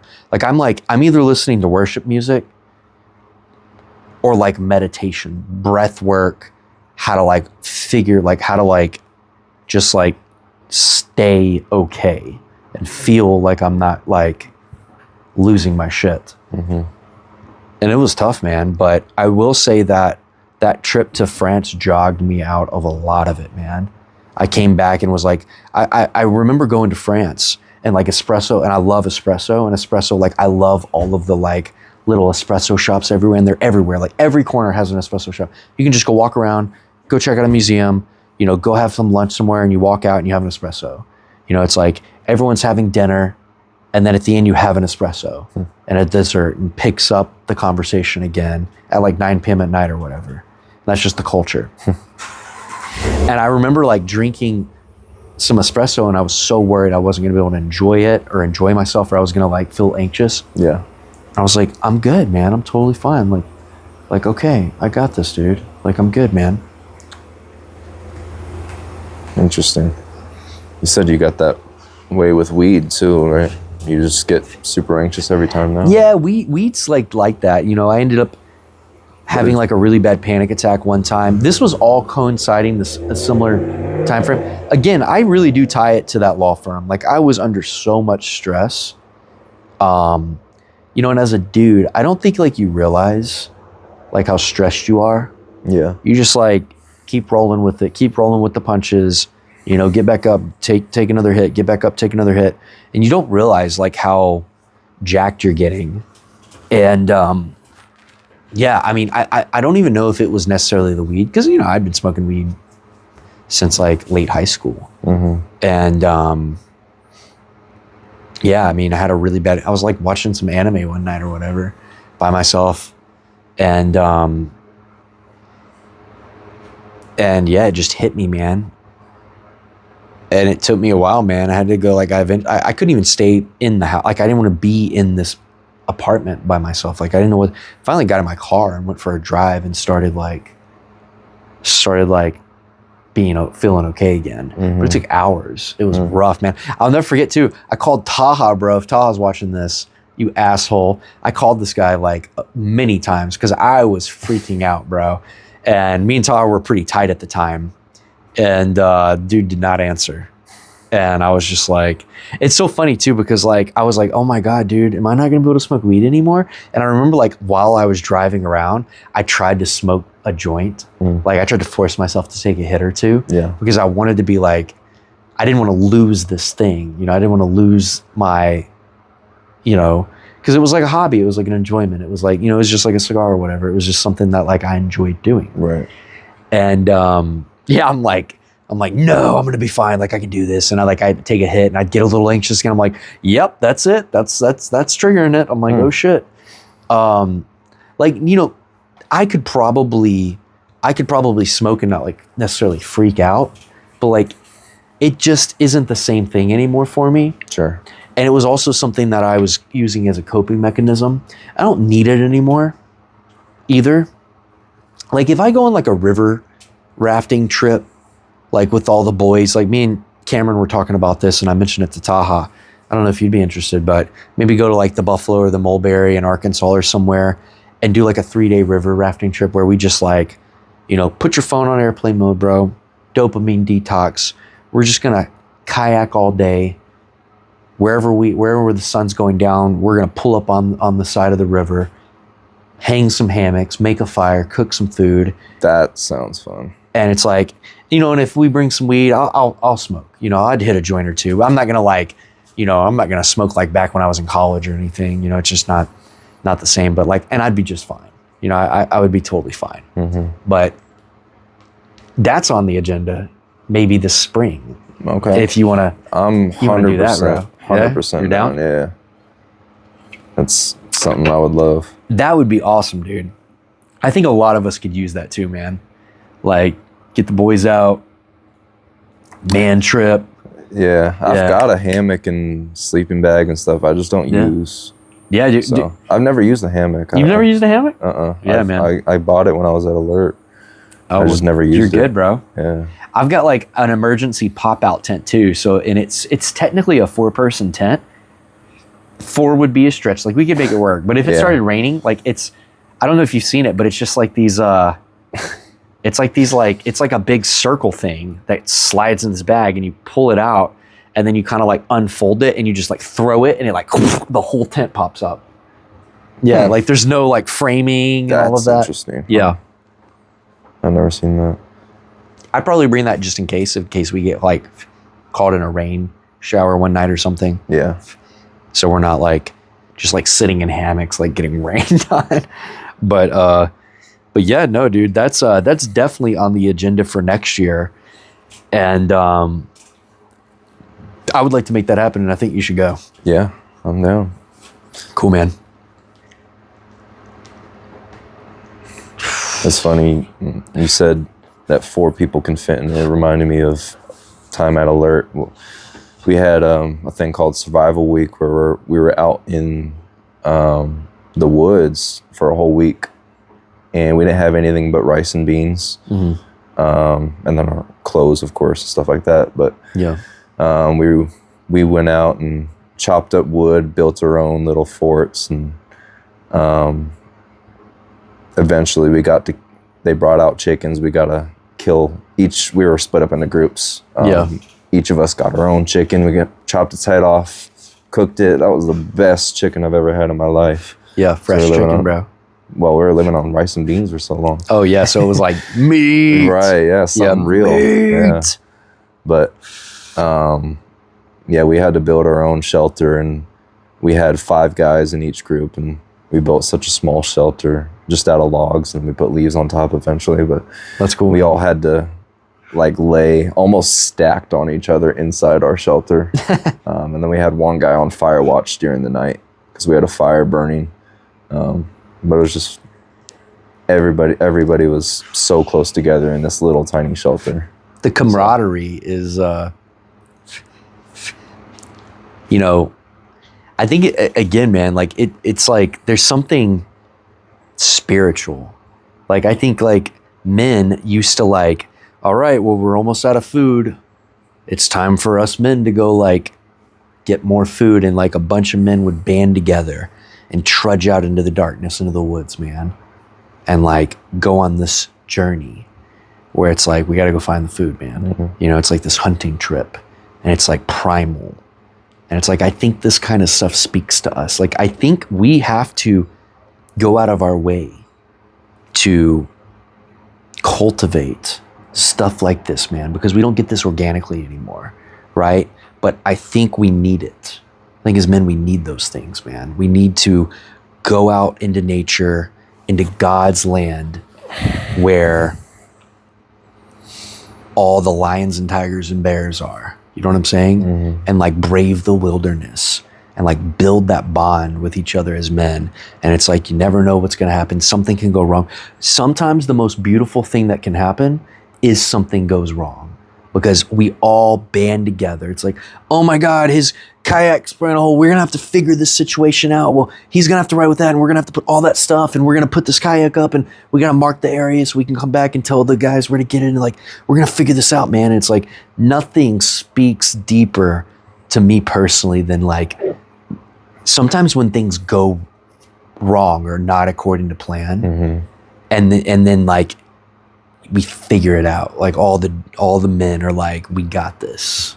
Like, let's figure this shit out. You just look back and laugh at it. Yeah, and you look back and you laugh at it, man. You go like, we did that. Right. Like, how crazy was that, man? Right. A lot of young dudes, a lot of the crazy stories of like that a lot of young guys will have. I know you don't have as many. Like when you go out for a night on the town with your boys, it's like the crazy wild, like we got drunk and then, man, I don't even know how we ended up here. And then we ended up here, and then these 2 chicks, and like they brought us here, and like, oh my God. And then that one guy got jealous, and her boyfriend showed up, and there was a fight, and like, it's like 4 a.m. and like we're walking down the train tracks and we're trying to find our car, and it's like that is that. That's the same thing. It's like shit went south, sideways, and we don't know where we are.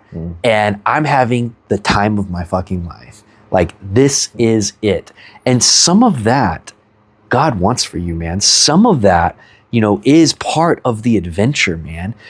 God didn't make houses with indoor plumbing and AC. He made wilderness and mountains that you can fall off of, and everything wants to eat you. Whether you go in the sea or up on the mountain or in the desert, everything wants to eat you, bro. Everything can go, like, it's going wrong all the time, man. But that is where we shine as people, man, as humans, as men. That is where we come alive. And I think you need that, man. I think it's time you got a little taste of that. Like, I think you have had that, obviously. Like, because you're reminiscing, right? Like, the more you think about it, the more you're actually like, oh man, that 24 hike trip. Oh, that 5-day camping trip. And we cut, it was just rice and beans. And finally got to eat some chicken. Is best chicken. It's like, these are those things, man. And yeah. And I can't stress this enough, man. This is the season in your life where you need to do those things, man. There will always be time. It's like, I'm 34. There's still time. But like, I've got a lot of stories, man. It's like, I want you to have stories, dude. Like, you need stories, right? You need stories when you're sitting around, the campfire in the backyard with your wife and your kids. And you're talking about when dad was like, hanging out with all the dudes and got into trouble, and Colin and Cameron drug him down a river, and like, we all climbed up a cliff and jumped off of it into the water, and such and such broke his foot and we had to carry him ashore, and it's like, whatever, right? And like, those are the times, man. Those are the times. Or it's like, oh dude, we all went to Oktoberfest in Germany and got lost because none of us speak German. And it's like, and we were drunk. And then like, it's like, somehow we ended up in another country. It's like, how did we even end up in France? Like, but now we're in France. And it's like, oh my God, and we missed our flight and we have to figure this, out. Like, I love that kind of crap, bro. That kind of crap is awesome. Me too. Yeah. Very good. Bro, I've enjoyed this conversation, man. This has been good, bro. 100%. Yeah, I feel like I've got so much like in my head, but people have to dig it out of me. Like, my memory is just not there unless conversation sparks that memory. There's nothing wrong with being stoic, man. Being stoic is a skill in itself, man.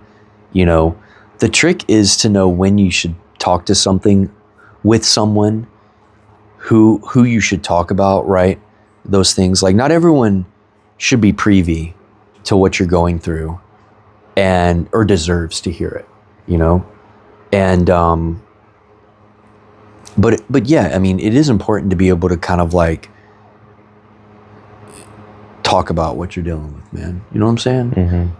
With your boys, with your family, with your friends, man. You need a tribe that you can be like, man, that's why I love my men's group. It's less of a church men's group, more of like a tribe and a brotherhood with obviously a God at the center.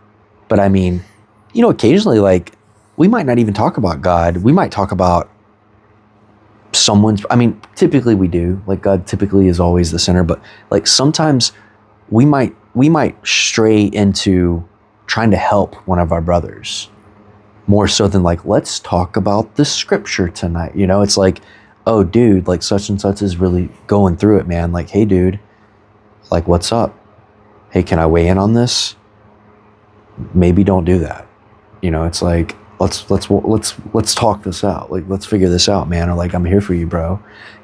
Sometimes it's just like cracking jokes and making light of a serious situation so that you can be like, wow, okay, I'm not alone. Or like, man, I was feeling really guilty or feeling really ashamed about this thing. And it's like, oh man, all my boys are still my friends. I confess this to them, what I've been going through or what I did or whatever. And it's like, oh yeah, we've been there, bro. I've done that. Like, you're good, bro. It's like, it's like, oh yeah, man, I remember when I did that or whatever, right? And it's just like, oh, phew, okay, this isn't as big a deal as I thought it was. Right. Okay, I'm gonna be all right. I'm cool. I'm cool, man. I gotta piss really bad, so we're gonna have to wrap this up. Do you got anything else, man? Anything on your chest you want to get off? Not that I can think of right now. Yeah. How you feeling? Good. No? Yeah, I like this. A little better? Yeah. Cool, man. We'll have to do this a little more, man. Oh, man, I think it's good. I think there's a lot of people that are feeling just like you, man. They're in their same situation. Mm-hmm. And they're like looking for their purpose, looking for, what am I supposed to do, man? Why do I feel this way? And I think it's good to share that. I think someone will go, man, I'm glad I'm not the only one. It's like, I get it. Yeah, I know. I get it. Just hearing people's stories, how I can relate to so many people. Yeah, for sure. Helps out a lot. I've seen that a lot with this community I have at Watermark. That's good, man. I'm glad you got plugged in there. Yeah. And I didn't have anything before that, and I was kind of crying out to God for community, and he kind of spoke to me and I guess prophesied to me that he was going to provide me with community. And then this happened with me meeting a guy that used to go to Alert, and then he invited me and my cousin to Watermark. Isn't it crazy how that stuff happens sometimes? You're just like, all right, So crazy. Like this is a God thing. Oh, absolutely. Yeah. Yeah. It's like, all right, I'm hearing you loud and clear. It's cool, man. Mm-hmm. That's cool. I love that. I love that kind of stuff. That stuff gets me excited. Well, dude, thanks for just talking to me and opening up and being honest, man, and being vulnerable, dude. And it's like no one's perfect. Everyone's going through something or has been through something. So there's no shame in talking it out and sharing and trying to like suss out things, and even make light of it a little bit. Like, okay, hey, ain't as big of a deal as I thought, man. So Right. yeah, dude. Yeah. How's your head? Still got a headache? Yeah, it's more in the back of my head now. Well, Yeah. let's wrap it up, man. Mason, love you, bro. You're Love you, awesome, man. Yeah. That was Really enjoyed roommating with you, man. I hope I want to talk more. We'll do it all fair, but I want to talk more about, with Andrew Dippin, what the game plan is. So we'll dig into that at some point and see what you're feeling and make it work. And yeah, man. You ever want to talk? Here for you, dude. Got Yeah, you, man. Thanks for doing likewise. this. I know. Yeah, thank you. I know. I think. By the way, I know. Like at the beginning of this, he was like, "Bro, I've never really done like an on-camera thing," and this was awesome, man. Mhm. You did good, and I think you were really authentic, and I think that's really really important and not always easy to do. Yeah. Yeah. This was good. It's encouraging. So Cool, man. Let's go, bro. I appreciate it. If all we got is 1% of encouragement from this, worth it. Mm-hmm. Cool, brother. Yep. All right, man. All right, guys. Well, we're out of here. Deuces. Appreciate y'all if y'all watch till the end. And thanks again for joining us. Just a little balcony chat with one of my homies, man. Yep.